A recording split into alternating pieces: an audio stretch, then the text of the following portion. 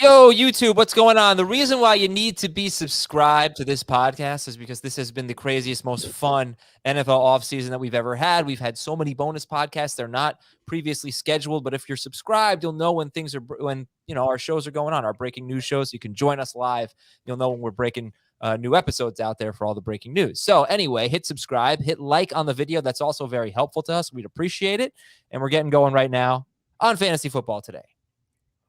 It is a Dynasty show on a Thursday morning, but of course we had the big news yesterday, and we'll get Heath Cummings' thoughts on that. We're going to look at Heath's Dynasty rankings, see who's on the rise, see who is dropping. Deshaun Watson and Aaron Rodgers were back-to-back in the Dynasty rankings before just a few days ago. Things have changed quite a bit in the last week, so we'll see where they are and much, much more. Welcome, Heath. How you doing? You missed Tyreek Hill yet? No, I don't miss him yet. There's listen, in the last 24 hours, I've heard the Chiefs have reached out on DK Metcalf, Tyler Lockett, and Laviska Shenault. So you get any of those three, I think you're fine. In all seriousness, I think it was a great act of sabotage or subterfuge, however you want to describe it, for the Raiders to do what they did with Devontae Adams. Not only did they get Devontae Adams, but they cost the Chiefs Tyreek Hill. It was brilliant gamesmanship, and who you would expect it. It's the Patriots way. That's a really good way to put it. Didn't think about that. Heath, by the way, I'm not sure he's having such a great day. One of his word puns that he used on Twitter yesterday was just terrible. Like 3 days ago. Oh, was it 3 days ago? It's been a bad week. It was that bad. What was it again? Well, what happened was, because I saw the Cortland Sutton video with Russell Wilson, and everybody was getting all excited and whatever. And I thought about doing the rocket ships, but then I thought it was like, it's not court land, it's court takeoff, because he's getting ready to take off. And then court takeoff didn't sound right. And so I think court ascend instead of court land. But terrible. No, it didn't work. Yeah, that's okay. But shooters shoot. Yeah, you keep shooting. Jamie's here too. Jamie just laughed. Hey, Jamie. Hey. All right. So Jamie and I did a 30-minute podcast yesterday after the Tyreek Hill trade. 30-minute bonus podcast. Heath, long. Yeah. Go ahead. Give me your thoughts. What changed in your rankings? It's another one of those situations like the Devontae Adams leaving Aaron Rodgers, like the Lockett and DK losing Russ, but Judy and Sutton gaining him. It's another one of those situations where we find out like how big a factor was the quarterback versus how big of a factor was the wide receiver.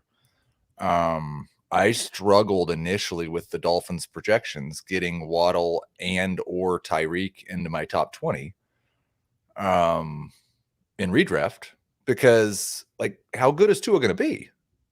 Top 20 though. Wow. So did you really not rank him in the top 20? No, I've got Tyreek at 14th now and Waddle at 23rd.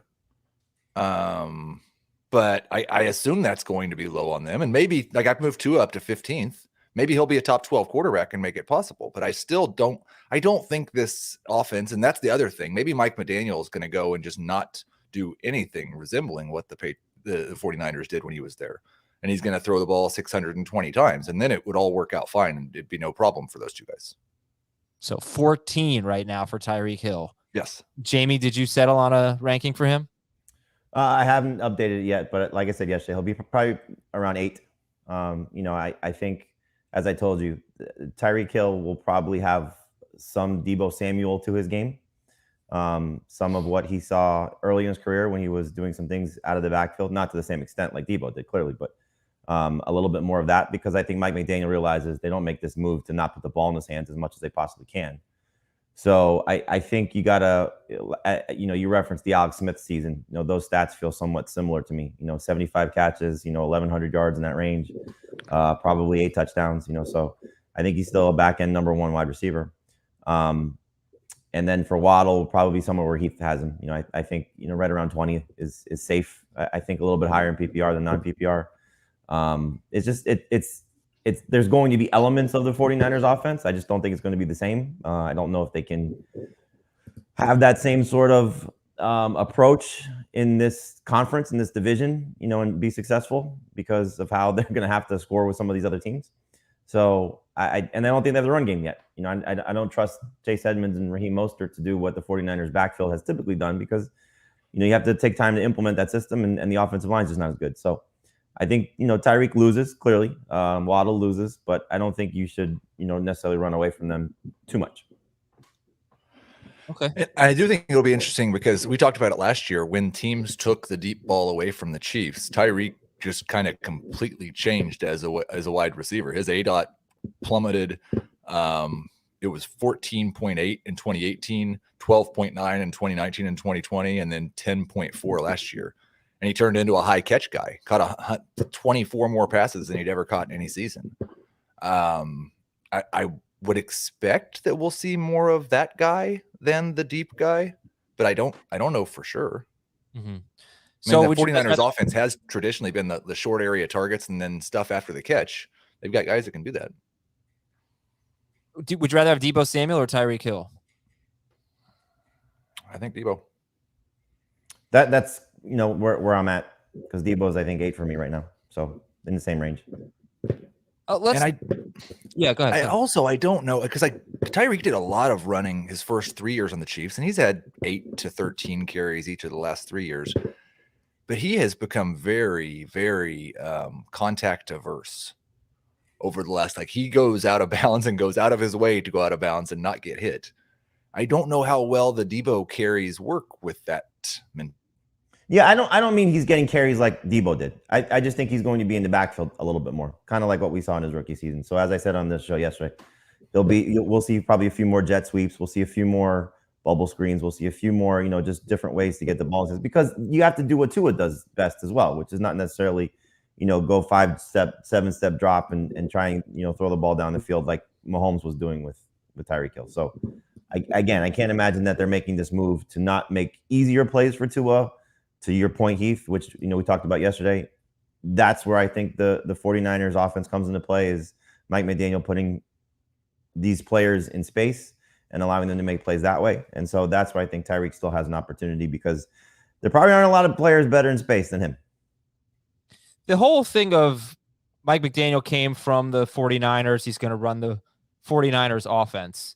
How much stock can we put into that? I don't like. It's just elements of it. It's not the same. I know, but for example, the Tennessee Titans led the NFL in rush attempts last year. The Atlanta Falcons were 29th. And their head coach came from Tennessee. Matt LaFleur came from Tennessee, so you can't, and they are, I guess, I don't know, they're probably kind of balanced, the Packers, in terms of run pass, but it's just elements. I mean, and I think you're starting to see, what the blueprint is for the Dolphins, and it's not just bringing in Raheem Mostert, and saying, okay, you're going to be the guy because you were the guy when we were successful in San Francisco. I think it's more along the lines of, okay, what was the key of the 49ers offensive line? It was a strong left tackle in Trent Williams. Well, what did the Dolphins just go do? They overpaid, essentially, or paid, a hefty price for Teron Armstead. And as you pointed out, Adam, the last 24 hours, if he's healthy, he's one of the best in football. But is he healthy, over the course of a 17-game season at this point in his career? So now you're getting guys that are going to make plays in space to help your quarterback, who hopefully in year 3 takes the next step. And so, Waddle, we expected to do that. And now we know Tyreek Hill can do that, so, you go and you make the big investment in Tyreek Hill. They make the commitment to keep Mike Gesicki, so trying to have a strong tight end in play that can do some different things with the ball in his hands. Ced Wilson could do, a variety of things on the offense, play inside, play outside, so you're trying to just get playmakers around your quarterback. And so is it going to be San Francisco exactly the same wide zone, Deebo and Tyreek do the same things? No, but there'll be certainly elements of that. And so is it the same run pass ratio? No. Is it going to be similar? Maybe. We don't know. We don't know what Mike McDaniel's plan is. It's similar to, you referenced the Falcons. It's easy for Arthur Smith to have a run heavy offense when you have the alien behind you in Derrick Henry. You don't go to that situation in Atlanta and say Mike Davis is that guy and Cordero Patterson, becomes that guy. They weren't going to do that. And so it's just different. But I'm sure if Arthur Smith had his way, he would have had a power running game and run things similar, because it was successful for the Titans. Yeah. All right, Heath, give me your thoughts on the Chiefs, and where do you have Mahomes ranked right now? I dropped him to 4th for now. That's in flux. We'll see. They're definitely going to add someone else, whether it's in the draft or free agency or via trade. And so if they were able to go get Tyler Lockett, then he'll be first or second probably. If it's somebody like Jarvis Landry, then he might stay in the third, fourth range. We'll just have to see. But yeah, top 4. Kelsey ahead of Andrews? I moved Kelsey ahead of Andrews, yes. Hardman or Juju? Juju over Hardman. Juju is where for you? Top 20 for sure. High-end number 2 wide receiver. So you have him ahead of Waddle? I do. All right, so this was a big thing for you because we talked about this yesterday, and I think about what was the poll results? I can check, but it was overwhelming. People liked Waddle ahead of Juju Smith-Schuster. But what are your thoughts there?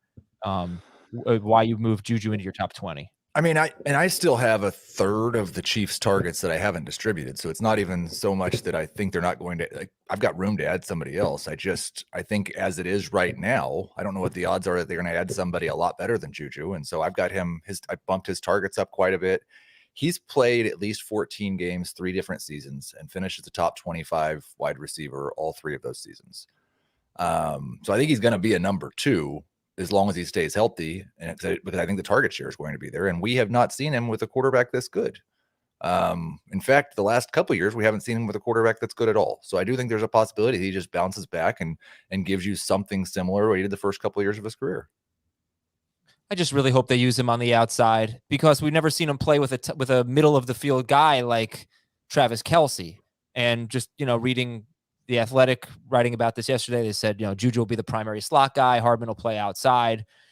And being the primary slot guy is one thing. That doesn't necessarily mean you're going to be there all the time, but I would love to see him play outside a lot because Mahomes has to throw the ball outside. He can't just throw to Juju and Travis Kelce over the middle of the field. He needs somebody on the perimeters.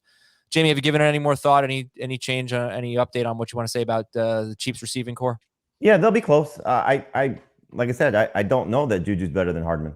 And that says a lot because I just don't know where Juju's at this point, so I'm hopeful. In a market that's gone crazy for receivers, I don't know if he really wanted to be in Kansas City and took maybe less money than he could have gotten elsewhere, but he didn't get very much when money's flying all over the place for that position. So I don't know what that tells you. If it was just, okay, I want to be in a great system with a great quarterback and trying to resurrect myself and get another, payday after the season, or this is just what Juju is bringing back now because of what he said the last couple of seasons in his play. He's still young. He still has that potential, as Heath referenced.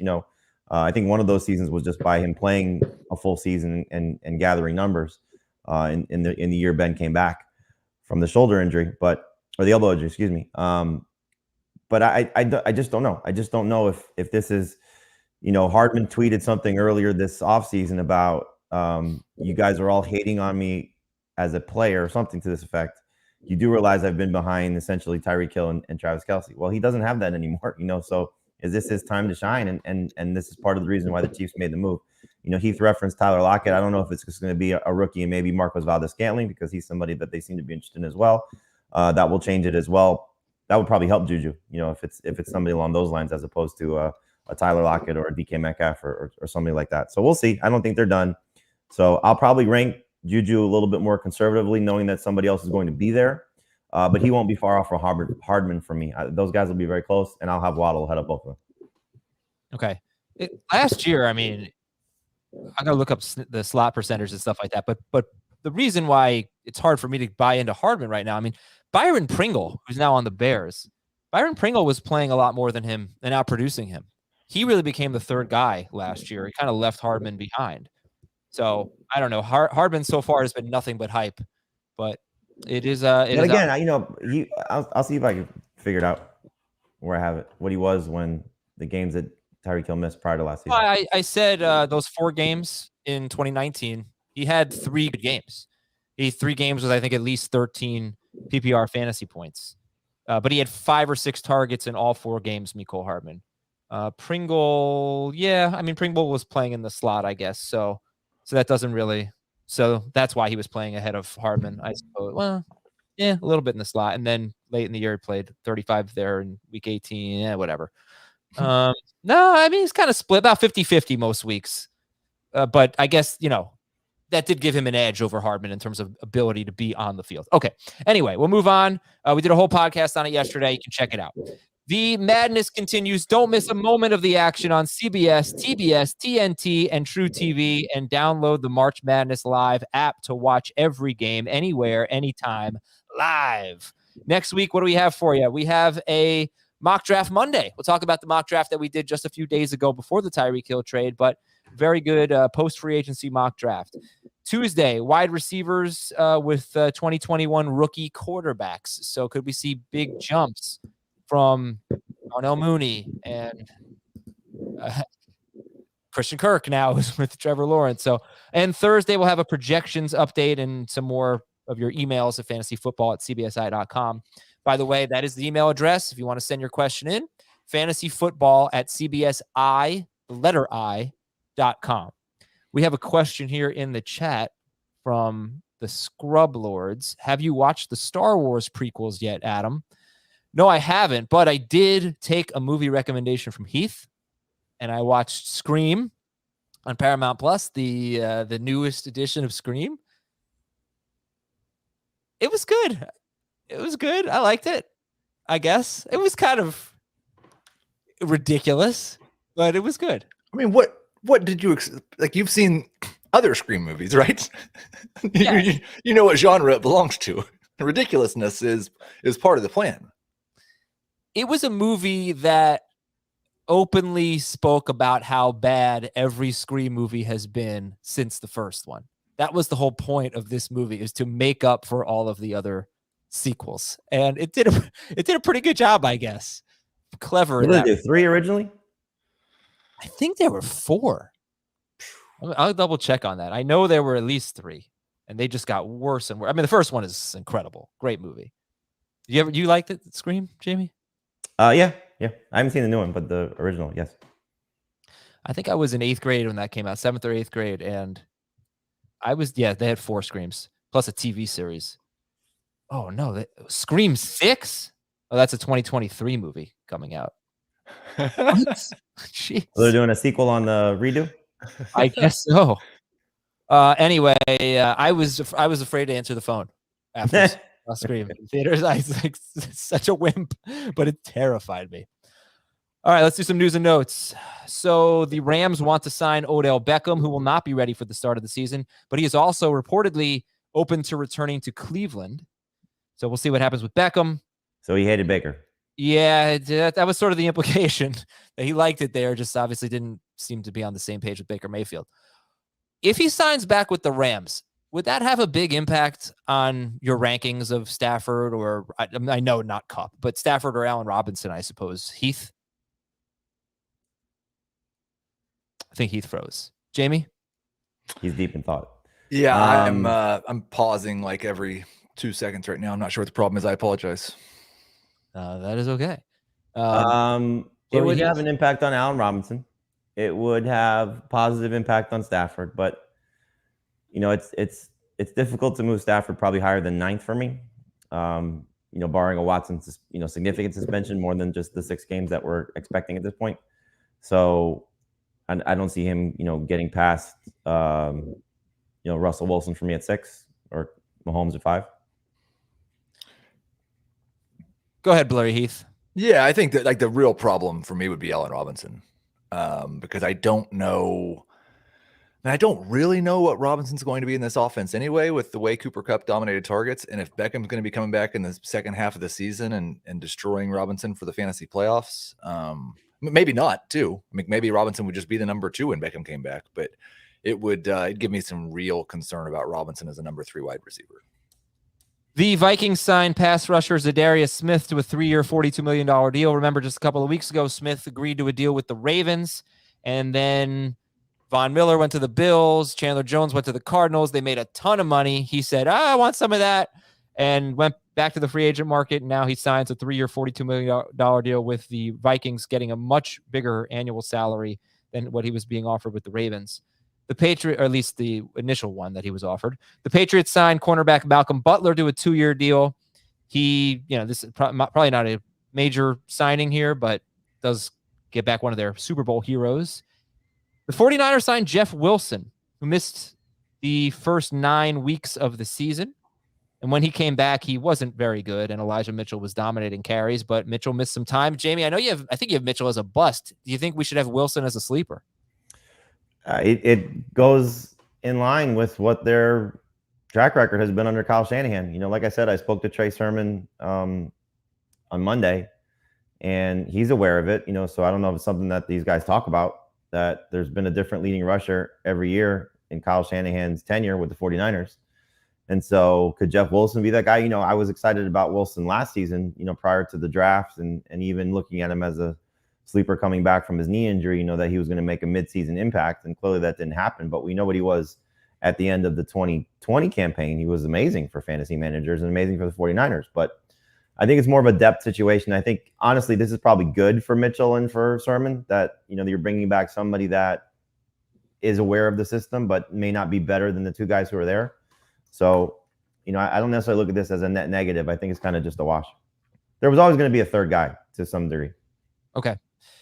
And but I wouldn't have a problem taking a late round pick on him, if you have a deep bench, just to see what happens, especially in the early part of training camp and preseason.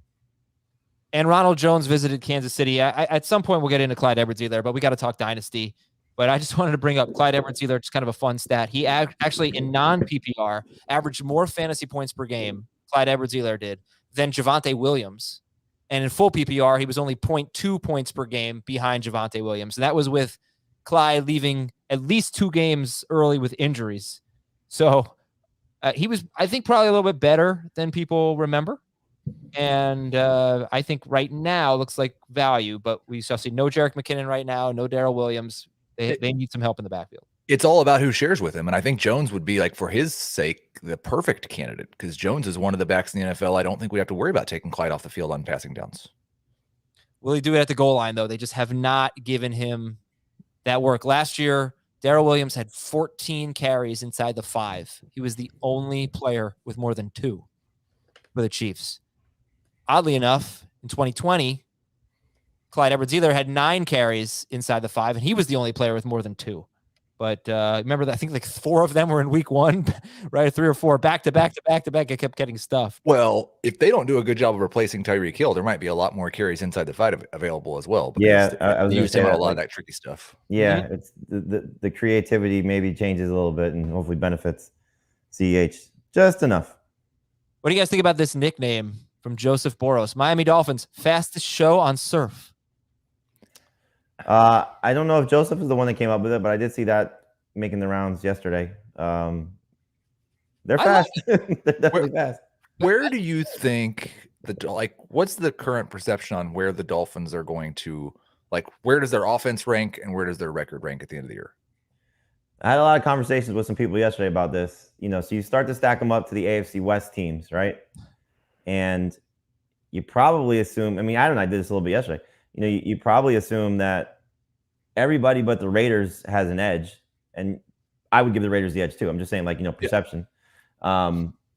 The AFC North, which is loaded again, quarterbacks certainly got better across the board there, unless you're considering Trubisky a downgrade. But that's, I think, where you start to look is Baltimore better? Cleveland, you would say, is better. Cincinnati, you definitely say is better, right? Yeah. So Pittsburgh and Baltimore, they're in the conversation. The AFC South, the top 2 teams are certainly on par, if not better, with the Titans and the Colts. And then you go in their own division. Buffalo, I think, is better.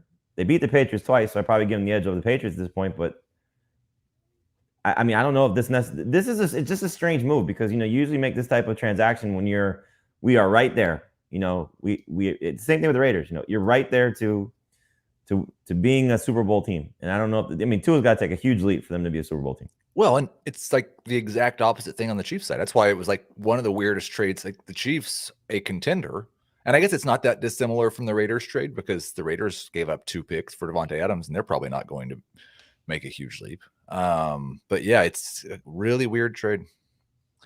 The Dolphins, by the way, I hope this is correct, but it seems as though the AFC East will face the AFC North and the NFC North. So they will have probably a tough schedule. And, because they get 2 playoff teams in the AFC East from last year to deal with. And then you got as Jamie was just saying, the AFC North is loaded. The NFC North is not the, it's not the I mean, it's best. better than facing the AFC West and the NFC West. It is. It is, right. Wait, it's better than yes, but you still have to play the Packers and the Vikings. It could be worse, but it could be better. And then their 17th game will be an opponent from the NFC West. So who finished third place in the NFC West last year? Seattle. Arizona. No, they were last. I've got it right here. Right. So Arizona. Yeah, they do play the Packers, the Vikings, the Steelers, the Browns, the Texans. They got the Texans, so that's nice. If they get the Packers early in Florida, as we saw last year, that was a tough game for Green Bay when they played in Jacksonville to open the season. You don't want to be playing in Green Bay in the winter for that team. They get the Chargers, I assume, Heath? The Chargers and the 49ers both. Oh, yeah. It's not an easy schedule. Okay, let's move on because I'm sorry. It's just every time we're supposed to do Dynasty, something derails us. Tyreek Hill gets traded. I guess let's talk about that. Did you move him and Mahomes in Dynasty? Mahomes didn't quite move in Dynasty. Very much closer to Josh Allen than he was, and I wouldn't argue with somebody that wanted to put Allen ahead of him, but I'd still have him ahead of Herbert for sure. Tyreek did drop because, again, he's a 28-year-old wide receiver, and a lot of his dynasty value is that he's going to help you win a championship this year. And I still think he could, but I think he's less likely to. And so Tyreek in dynasty is now currently wide receiver 16 for me. Okay. Waddle is wide receiver 9. Jamie, you'd rather have Waddle than Hill in dynasty? Yes. I mean, longevity. Mm-hmm. All right, that'll I mean, there are some guys in that range I think that people would definitely choose Tyreek over, and if you're a contender, you should. But, I mean, Godwin's 2 years younger. Would you rather have Godwin or Tyreek? I'd rather have, Godwin. That's so fascinating, though, because you have a guy coming off an ACL tear where the quarterback was 45. I mean, right. What if it's Kyle Trask the next 2 seasons of Chris Godwin's career?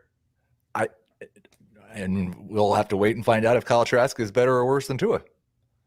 True. All right, let's do your quarterback dynasty. Thank you. Let's do your quarterback dynasty rankings. What do you want to highlight here at quarterback? Biggest movers and shakers. I mean, the biggest mover by far is, of course, Deshaun Watson. He's up to QB 8 at this time. And the thing that I wrote was, if there was no concern at all, he'd probably be 4th for me.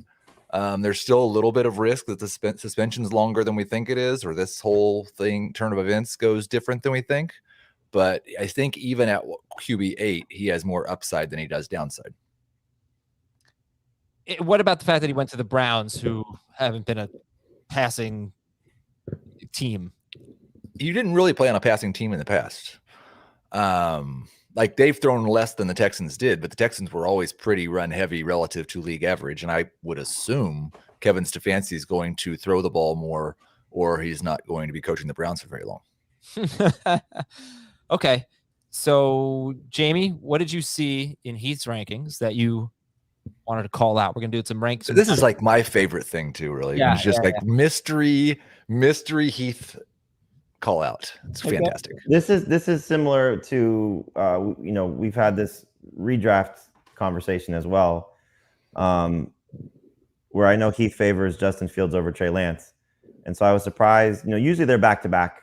I think for a lot of people, and I think most people, I know I do. I'll speak for myself, I guess. I like Lance's upside more than I do Fields' upside. I think Fields' floor is probably safer, at least for right now. But you have Fields at 10. And Fields at 10 and Lance at 14. And the one that's sort of surprising along with this is that you have Stafford ahead of Lance as well. And so if I'm looking at the right rank, is it from March 22nd? Correct? Yeah. Just that's exactly right. They are basically tied, but yes, Stafford is 13 and Lance is 14. So I was surprised that you have that much separation between Fields and Lance.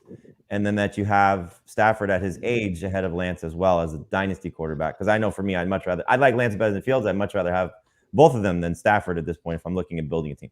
Yeah, I think the guy that's a spot ahead of Stafford is the guy that I had not here on this podcast, but on Twitter argue about was Hurts versus Lance. I've been low on Lance, I think, since he was drafted. And it's mostly because we had so little to go on. He played like 14 games against really low competition, and then he got to San Francisco and was stuck behind Jimmy Garoppolo for basically the entire season. And Jimmy Garoppolo is still on the team. Now, I think it's like a 10% chance that Jimmy Garoppolo starts week 1. Maybe it's 15 or 20%. But I just don't have the confidence that everyone else does that Lance is going to be, first off, be good this year. The other thing is we generally see rookie quarterbacks are not very good. Now, sometimes guys sit out most of their rookie year, and then their second year, they played their rookie year and they're just already a second-year quarterback. And sometimes guys don't play very much their rookie year, and their second year is kind of like their rookie year. I would be concerned with Lance after there was at least some talk that maybe not everyone in San Francisco was on board with that selection, and he was behind Garoppolo for the entire year. If he's not like good this year, if he hurts their chances to win it all, I would be worried that his future is not quite as secure. Would you consider Tua over Lance? They're back to back. So are you going to make that change? No, I've moved Tua up already after the trade. Okay. I don't think Tua necessarily has that much more certainty of being good than Lance does. And I don't think Tua has as much upside as Lance. All right, I'll ask one more question here. Your quarterback rankings right now, Mahomes, Allen, Herbert, although what did you say? You're moving Allen ahead of Mahomes? No, that's right. Still, everything should be up to date unless something happened last night that I'm unaware of, which is possible. Mahomes, Allen, Herbert, Lamar Jackson, Kyler Murray, Joe Burrow. Why do you have Jackson and Kyler after Herbert but before Burrow? What is it that separates Herbert from Burrow? Herbert's been better for fantasy than Joe Burrow. Herbert, I think, is probably going to throw 650 passes in a given year. I'm not sure that Burrow is going to throw as much. They're pocket passers who aren't going to do a ton with their legs. They'll do a little bit. But as of right now, it looks like Herbert's in a situation where he's going to just attempt a lot more passes. Should we favor pocket passers in general over the Lamar Jacksons and Kyler Murrays in Dynasty? Do you think they have a clear edge in longevity? History would say so. I mean, so, you know, it's so hard because, like, I think, you know, even going back to the Tyreek Hill versus Waddle conversation, you know, and I know, Heath, you do a good job of highlighting this. I don't know if a lot of other Dynasty analysts do, of, you know, we think of, you want to have this roster for 5+ years, and it's just not realistic anymore to think like that and have success. Like, you almost want to think about a 2 to 3 year window. And so what's the best thing for your, you know, 2 to 3 year success, especially a position like quarterback where it turns over so much, with guys that can come in and play, you know? So we're going to get an influx of about 5 quarterbacks this draft class, that maybe 2 of them walk into starting jobs, and it might not even be that many. But by next year, Kenny Pickett and Matt Corral and Ritter and these guys who may open as Willis, they may open as backups at some point, like Trey Lance did. And by year 2, they're in starting positions. So do you want to have that uber success of what Lance might be, or, you know, Kyler has been, and certainly Lamar Jackson has been? Or do you want to have that 5-year success of what Burrow looks like he's on pace for? And, you know, we can sit here and say, okay, the injury risk, Burrow's already missed half a season with an ACL tear, you know, so you can get hurt in the pocket too. It's not the same as the risk is not the same, clearly, but injuries are going to happen regardless of where you're standing on the field. And I think that's like it. Another thing I talk about a lot is, are you contending or are you rebuilding? And I would probably be more interested in Burrow and Herbert on a team I was rebuilding, and Jackson and Murray on a team where I was contending, because I think they have a better chance of giving you 30 fantasy points a game in a given year where everything goes right, and just being a league winner. Okay, let's talk about running backs now. And Heath, what's your big headline from your Dynasty running back rankings? Well, it's that James Conner got basically 2 years guaranteed. So he's going to be a running back for 2 more years, and just adds to the glut of win now running backs that are in the top 25. I don't remember, like, we've got 7 or 8 now: Eckler, Henry, Dalvin, Kamara, Aaron Jones, Fournette, Zeke, James Conner, all these guys at the start of this next season will be 27 or older. All these guys, you don't have to really even squint to imagine them being top 10 running backs this year. But none of those guys should probably be on the roster of a team that's not trying to win the championship or like legitimately a contender to win the championship this year. Because I would assume half of those guys are going to be outside of my top 30 this time next year. That's just what history tells us about running backs this age.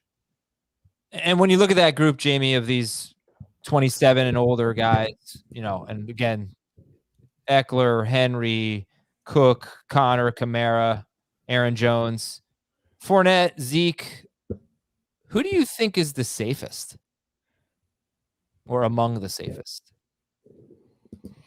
None of them are really safe per se.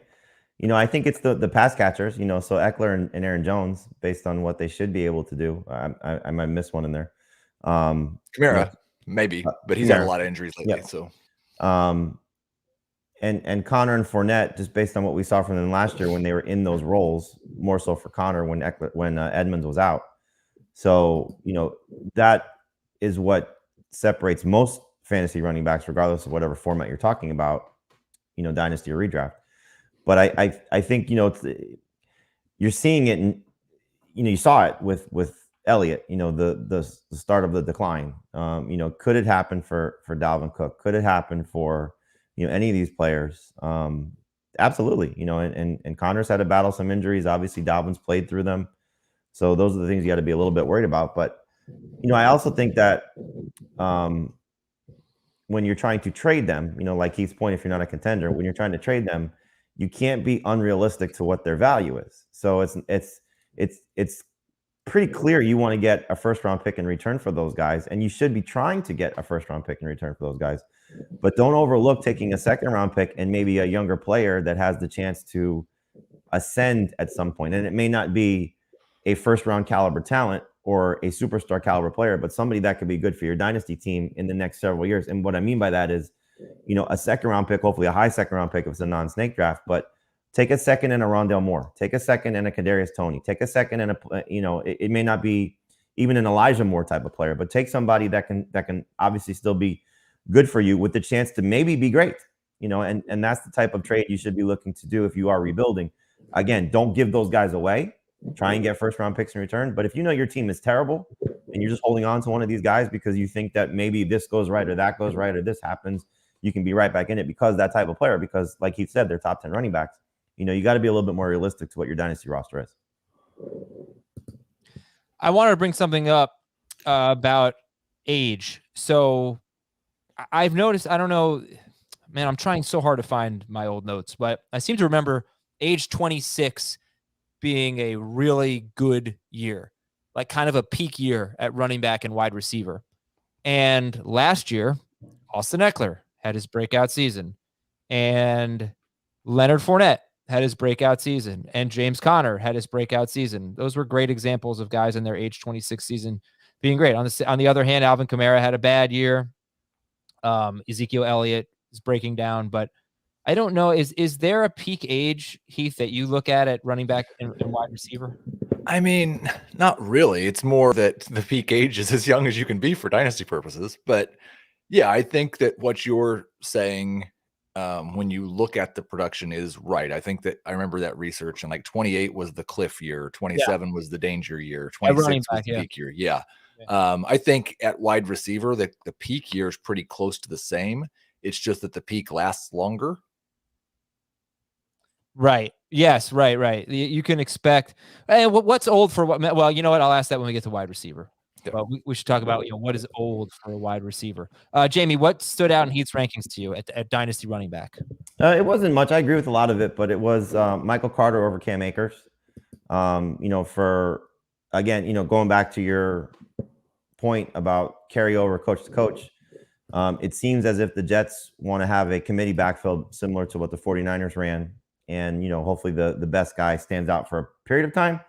But, you know, Carter had some great moments, as we talked about a lot, you know, when it wasn't Zach Wilson under center, and was part of a committee when he came back from, I believe, was an ankle injury at the end of the season. And so is his situation better than what Akers' situation can be, given the fact that they're the same age. I don't know what the month difference is, but I know they're both 23. I would assume Akers probably a little bit older, but we're talking days. So the lead running back for the Rams, if he's back to what he could be, coming off that Achilles tear, but I think we spent a lot of time in the postseason and the few weeks after the Super Bowl about Akers' yards per carry and lack of maybe explosiveness. He had no training camp. He was basically, oh, you're healthy? Okay, go. You're better than Sony Michel. Go. And I don't know how fair that was to him, conditioning-wise, health-wise, all those things. And so now he's got a full offseason to train, get himself back, get to hopefully the point he was last offseason before the Achilles tear. To me, I would buy more into, especially at the same age, the Rams lead rusher and what his pedigree was versus what Michael Carter's pedigree is. And I'm not saying that Carter should be significantly behind Akers. They should be very close. I would just take the upside of Akers over Carter. Yeah, I think I'm well, first off, I was pretty encouraged that Tevin Coleman was brought back by the Jets because I was a little more worried there would be someone more significant of competition. So I took that as a little boost for Carter. But then the other thing is I think I'm just being a little bit more cautious with Akers.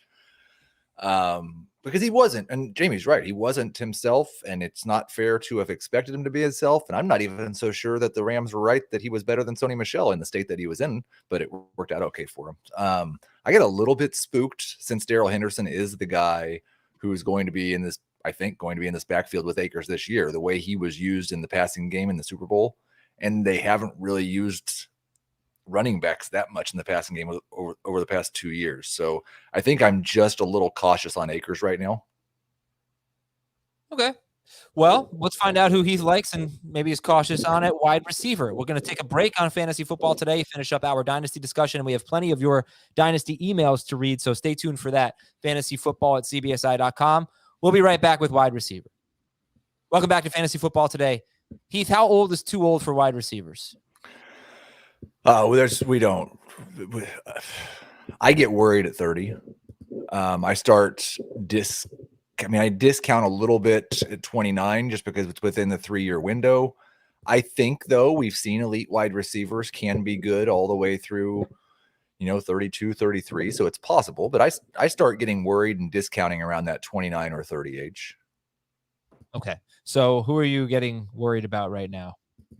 Well, this is not really relevant to a recent change, but DeAndre Hopkins and Keenan Allen are both guys who could be top 12 wide receivers who are not top 24 wide receivers for me right now in terms of Dynasty. If you're talking about guys who have moved, I don't know that anybody really dropped more than Tyreek amongst the high-end guys, but Tyler Lockett, 29 years old, and lost Russell Wilson. He was wide receiver 30 before that trade. He dropped down to wide receiver 39, and the guy right behind him is a 26-year-old, but kind of looks like he's 30. Hunter Renfrow, who I think really I'm worried because Renfro's got 1 year left on his contract with the Raiders. This is a contract year for him, and he's going to be the third option for Derek Carr. I don't know what his future holds if he's just going to be a kind of a flex-ish type fantasy player now. By the way, your number 3 wide receiver is 29. That is correct. Super Cup at number 3. That can't be comfortable. He was number 5, I think, or 6 at the beginning of this 5. And then Tyreek and Devontae both fell below him. Where'd you put DK following the loss of Russ? DK is currently at 8th. He's been 5th or 6th for most of the past year. So what caliber of quarterback will help him for the next couple of seasons? Because I can't imagine you're excited about Drew Lock and the potential of what that looks like. No, and that's the thing, and I might just have to settle on Drew Lock. I've kind of still held on to the hope that they're going to get Baker or someone who's closer to league average. And so that ranking, if they start week 1 with Drew Lock, it's probably going to be even lower than 8. I would be happy with a league average quarterback for DK, and I would leave him at that 8 range. It would have to be somebody closer to the Russ end of things for him to move much higher. Although, like we talked about it, Kupp and Adams are both 29, and they're both ahead of DK right now. One of those guys could just fall behind him, and he could move up as well. Here's the top 12 in Dynasty for Heath at wide receiver. These are PPR Dynasty rankings. Jamar Chase, Justin Jefferson, Cooper Kupp, CeeDee Lamb, A.J. Brown, Devontae Adams. That's 6. 7 is T. Higgins. 8, Metcalf. 9, Waddle. 10, Stephon Diggs. 11, Deebo Samuel. 12, Chris Godwin. Jamie, was there anything else that stood out to you, or was it the Metcalf thing? No. The question I had was just in regards to his age and certainly now the potential upside is Jerry Jeudy at 21. That one stood out to me a little bit because I think no matter how you view Jerry Jeudy, you have to be excited about this move because now he has a competent quarterback that will do whatever Russell Wilson's able to do to make Jerry Jeudy better. And so for a guy that came into the league with a ton of potential and has battled obviously, the injury last year with the ankle problem, but I think mostly, you can chalk up his poor performance to quarterback. And the hope would be Russ and Nathaniel Hackett in that system unleashes Jerry Jeudy. He's somebody that I would certainly buy stock in. If somebody was selling him at that price, I'd be buying. Yeah, this might just be a lack of imagination on my part, but I'm like the 2 years in, the lack of performance, and there's reasons for it. It's quarterback play, it's ankle, it's Drew Lock, and Russ should help. But I'm not sold on who's going to be the number one for Wilson. And if he's number 2 behind Sutton in terms of pecking order, then I'm not sure that I would move him up that much. But what was one of the things that I wrote when I was doing the wide receiver, talking about the movers, because he did move up a little bit. And this is about the highest he's been for me this year. He is someone I would not be surprised a month into the season if he was top 12. I'm just going to need to see a little bit of production to justify that. No, it makes total sense. It just I would always lean toward pedigree and potential. When looking at this based on some of the age scenarios, and he could certainly be the type of receiver. I always look at third-year guys and what allows them to make that leap, and clearly a lot of it is factored into the periphery stuff because what has changed over the first couple of seasons. Are they building towards something, or did something obviously change? And for this, it's clearly okay. It's like we talk about Tua. There's no more excuses. This is, you've gotten what you want right now. I know there's talent around you all over the place. Sutton's a talented guy. Patrick's proven to be better than what his initial perception was coming into the league. Alberto, Javonte Williams, whatever you want to say. I mean, you were pegged to be the leader of this receiving core. Now go out and prove it. Yeah, and actually, I think we're talking about Jerry Jeudy, who's now 21st in Heath's Dynasty rankings. Personally, I would say that Courtland Sutton at 36 feels a little low as well. Yeah, I think in you said you go out and get Jeudy based on that value. To me, I think Sutton is lower relative to where he should be than Jeudy is personally. Yeah, I think it's interesting to compare him to like Mike Williams. Because Williams is a year older. I think Williams he has a better quarterback situation because Herbert's so much younger. Right, but for the life of when you're going to be caring about Courtland Sutton and Mike Williams, I don't know that maybe they have the same quarterback situation. Well, you figure Russ is there for 3 years.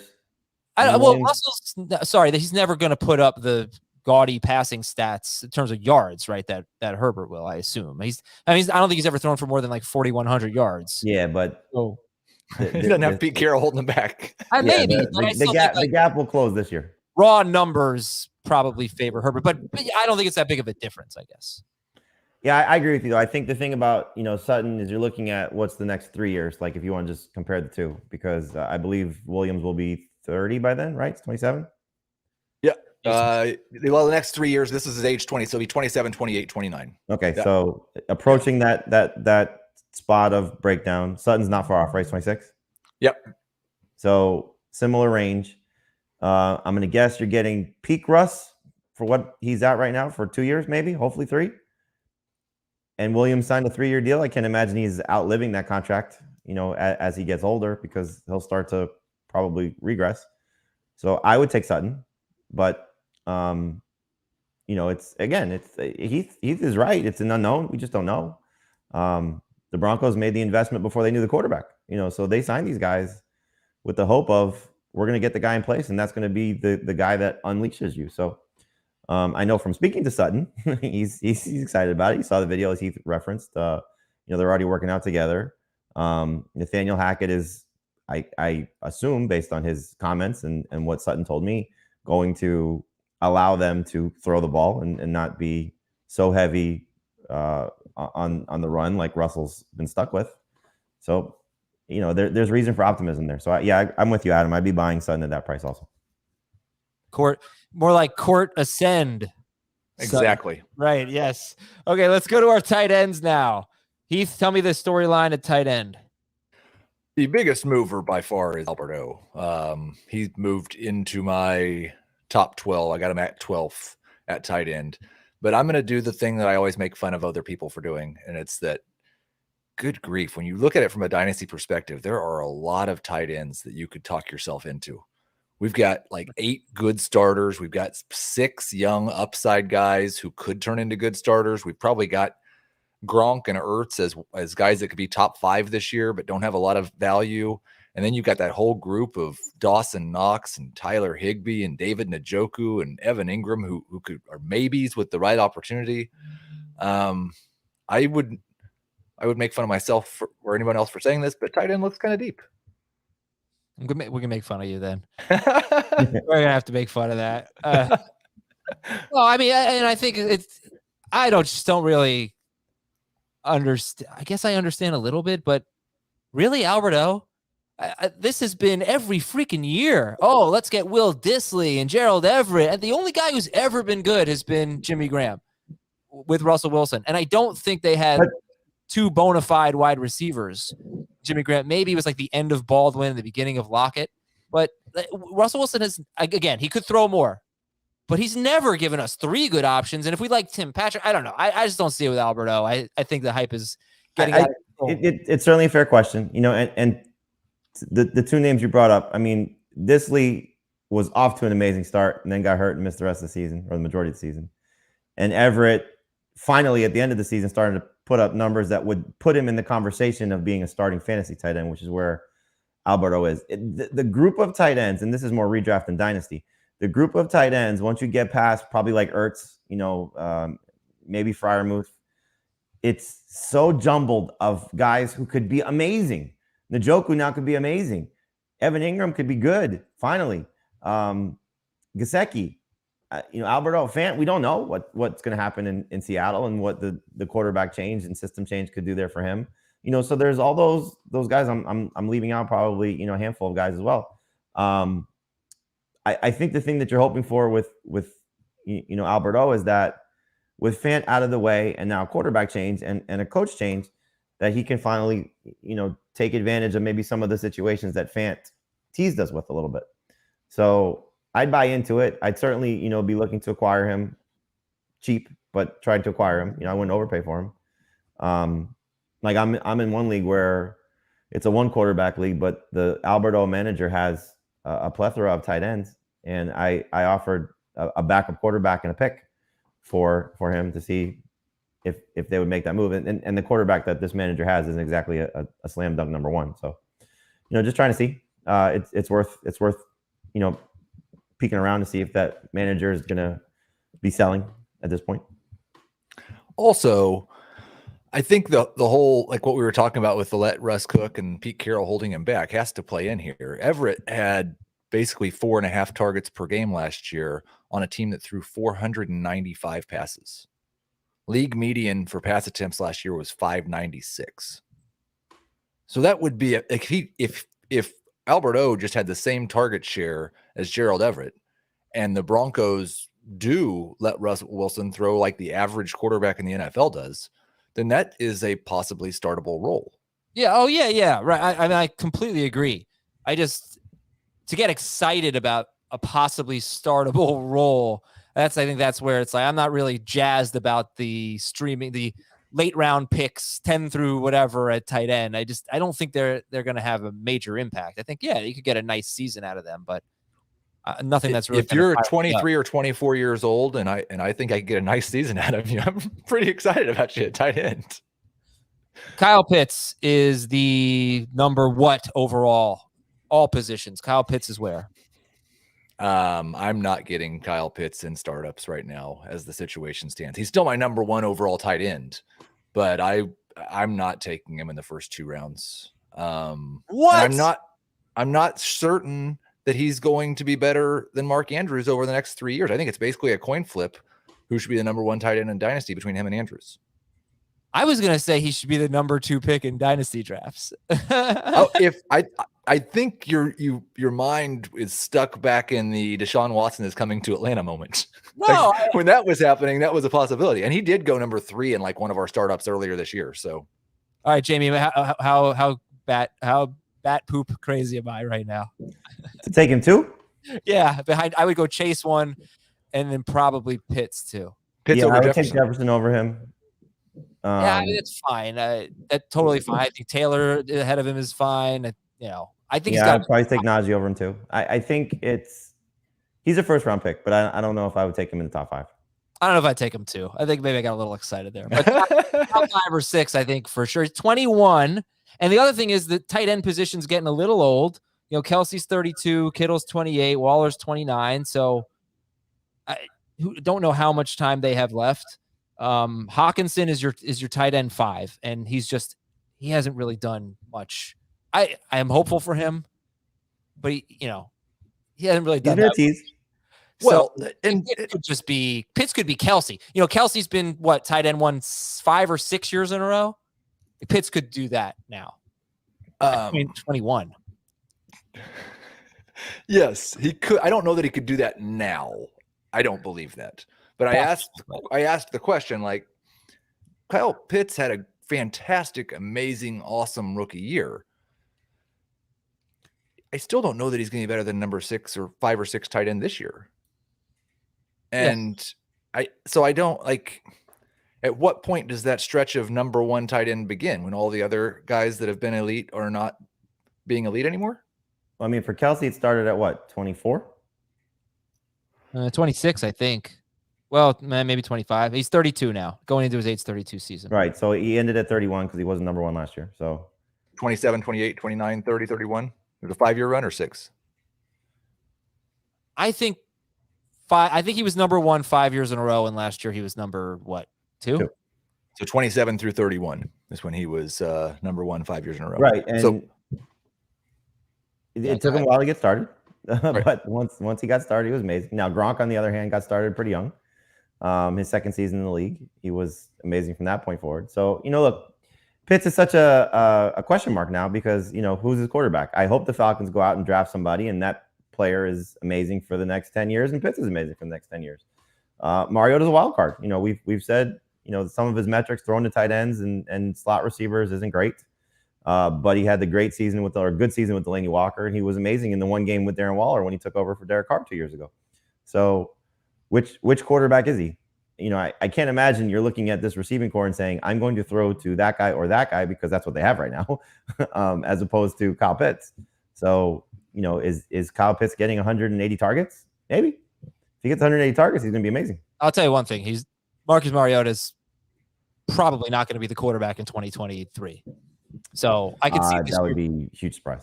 Why? And He's basically on a 1-year deal.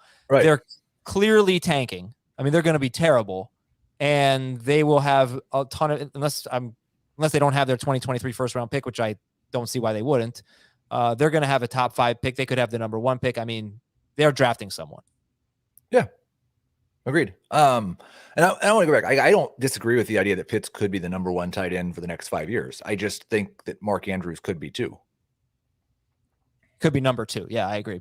Could be number. I mean, like he was last year. This could be year 2 of the 5-year run. All right, so let me read some emails here. Fantasyfootball@cbsi.com. I mean, I spent all this research, and you don't want to know my disagreement? We're an hour in. I haven't read an email. All right, go ahead. That's fine. People stick around. Dynasty listeners, man, they're in it for the long haul, so they'll listen to a long episode. What's your beef with Heath? It's very Bears-centric. So Cole Kmet at 10, over Pat Freiermuth at 11. So I know you like Fields. Kmet has obviously done nothing so far. I like Cole Kmet. I think he's got a chance to be good, but he's got to show something finally. Versus Freiermuth, who's coming off a decent season, and may get a quarterback upgrade if Trubisky's better than Roethlisberger, which I think will be the case. Yeah, I think like right now I can see. In fact, I almost expect Kmet's going to be second on the Bears in targets. I think Freiermuth's going to be probably fourth on the Steelers in targets. And so much, like basically what Freiermuth did last year was score a bunch of touchdowns, and Cole Kmet scored 0. He was even unluckier than Kyle Pitts.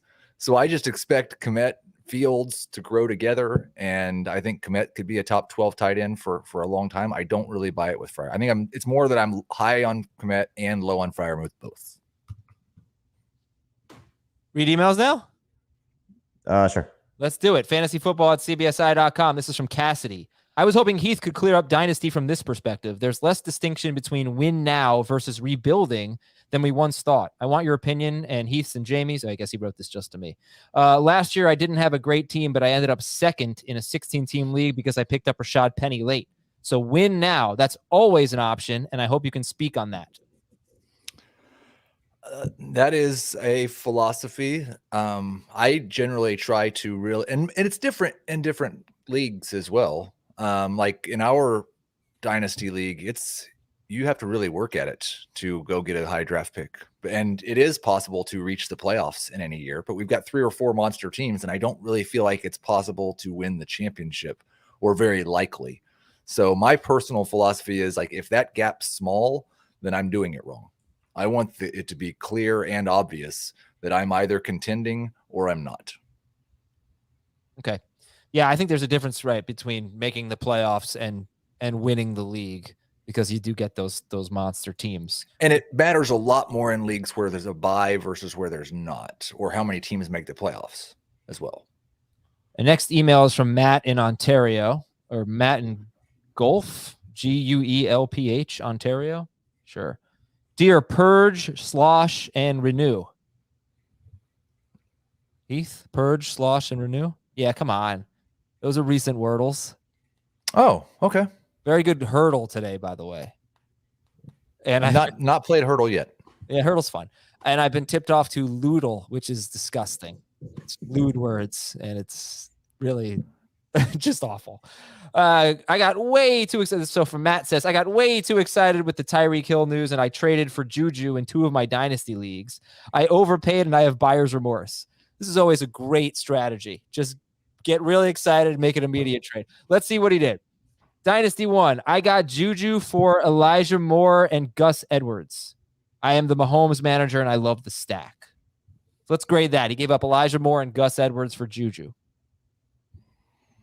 If Juju is the one in the offense at the receiver position, so it's Marquez Valdez-Scantling and a rookie, let's say that they bring in, and the rookie's a day 3 pick, then I give it a C. But if they add somebody of significance, it's an F. I think Elijah Moore's long-term situation feels better than Juju's. I think I'd give it a D right now. The positive spin of it, and I've kept my past rankings on the left side just so I can make fun of myself.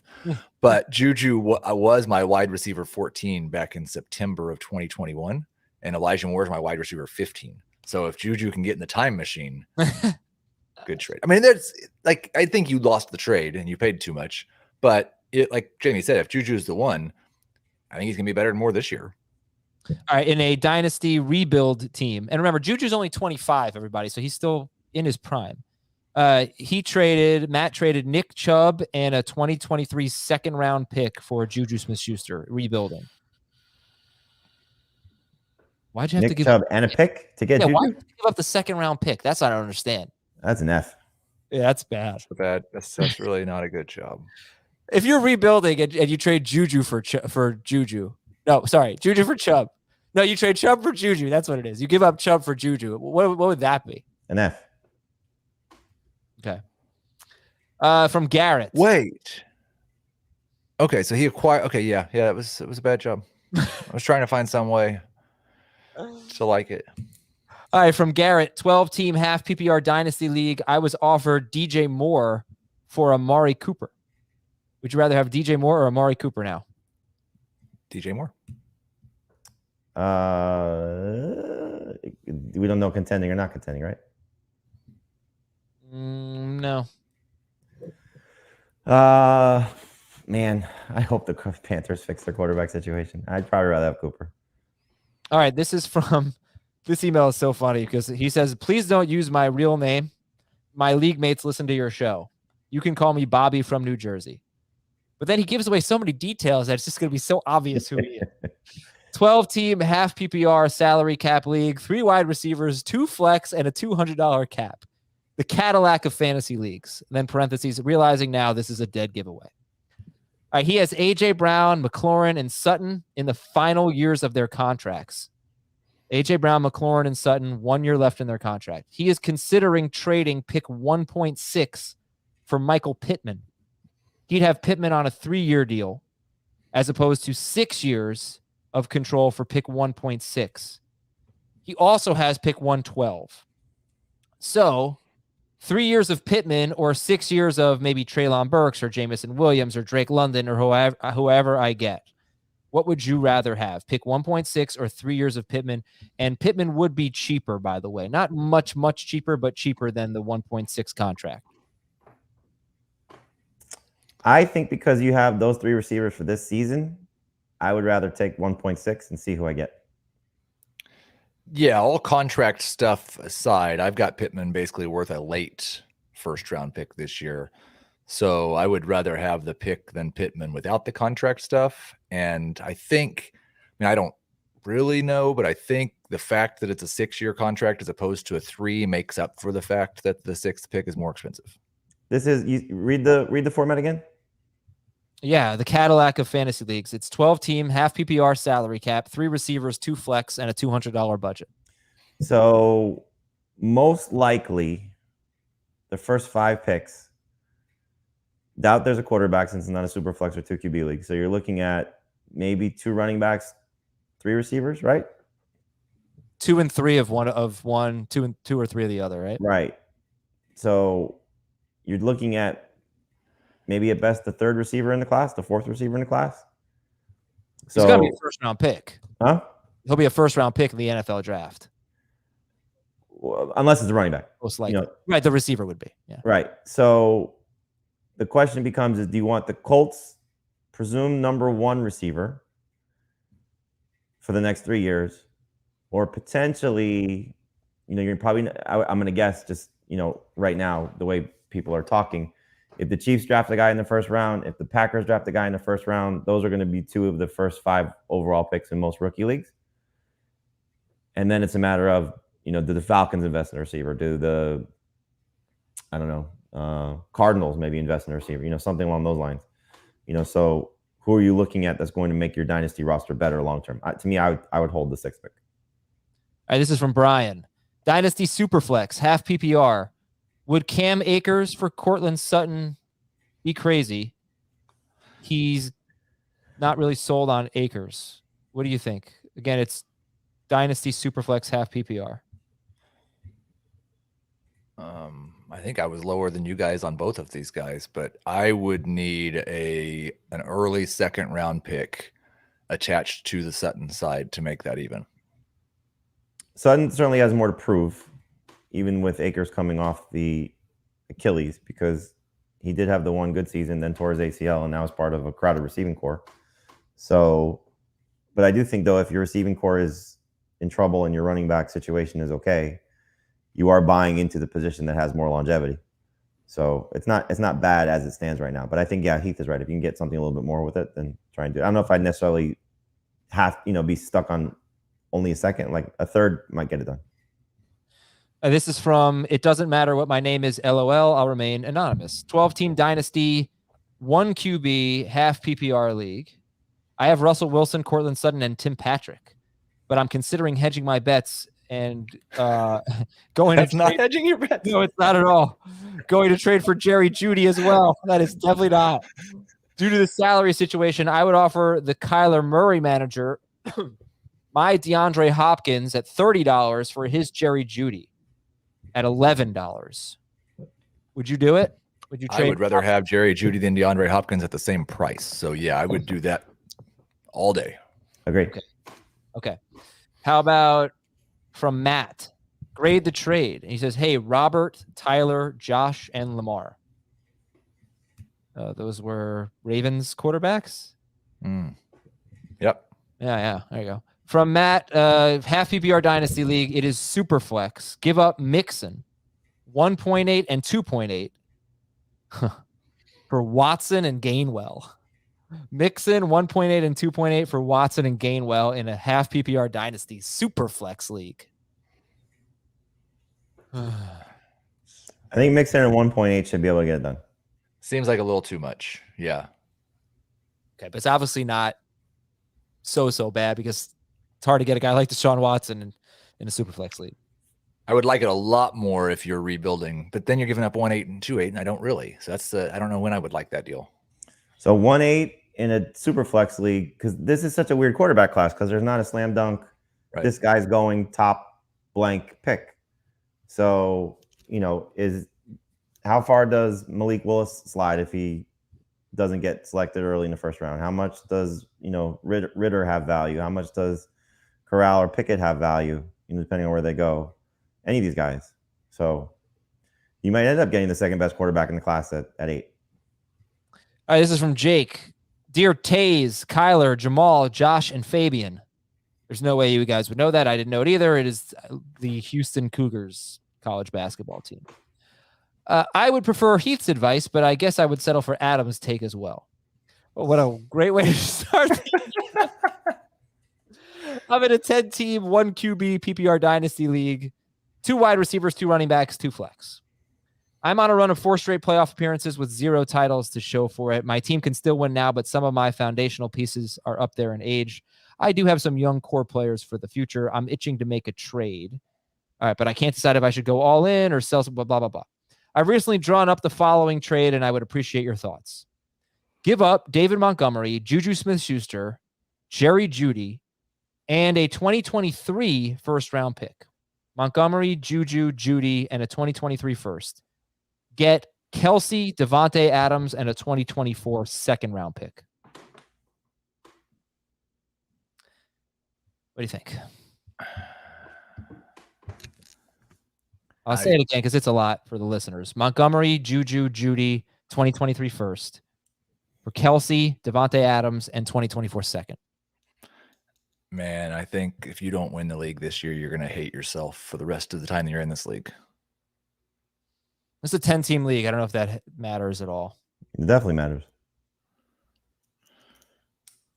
I still make the deal. Okay, make the deal. If you're going to go all in, just go, He says make the deal and hate yourself. This is from Dave and Flint. I went RB heavy last year in last year's rookie draft. I have Montgomery, Mixon, Swift, Dillon, Akers, Gainwell, ETN, Khalil Herbert. But I'm weak at quarterback. I have Tannehill and Justin Fields. Wide receiver is A.J. Brown, Pittman, Lockett, Gabe Davis, Gallup, Hardman. I have Goddard and Pitts set at tight end. Very weak at quarterback, though. Unless Fields takes off. I have picks 1.1, 2.1, 2.2, 3.1, 4.1, 5.1. 7 picks in total. Okay. Anyway, who should I take with my first pick? A wide receiver or a running back? And I could have simplified this email. He's pretty. You're not taking a running back. He's loaded at running back, and he could use help at wide receiver. Who would you take with the first pick? Chiefs wide receiver in round 1. Packers wide receiver in round 1. Yeah. But I've asked this before on separate shows. Do you just take the best player and then make a trade? Isn't that a better way to get a guy that you want? I would probably try to make the trade before. Hope somebody really loves Breece Hall and see if you could turn him into a stud wide receiver. Because it seems like the running backs and tight ends are kind of win now. I would also probably see if you can, especially since you're weak at quarterback, maybe try and take one of those running backs and get another pick in the first round, or package a pick and one of those running backs to get back in the first round, especially since it's not a super flex or 2 QB league, and maybe try and take a quarterback in the back end of the first round. Thank you, Dave, for your email. Thank you, everybody, for your emails, and to Jamie and Heath for hanging out for an hour and 15 minutes. Appreciate the long episode. Hope this was enjoyable for all of you Dynasty diehards. We'll be back on Monday with Mock Draft Monday. I'm going to guess no big breaking news over the weekend. I feel like we're done. I feel like we're in a bit of a lull. Well, next week is the owners' meetings, so there'll probably be one or two things that happen then. Will any of the owners get traded? Can you do that? Don't think so. Okay, we'll have to see. You can ask. Thanks, everybody. Have a great weekend. We'll talk to you on Monday on Fantasy Football.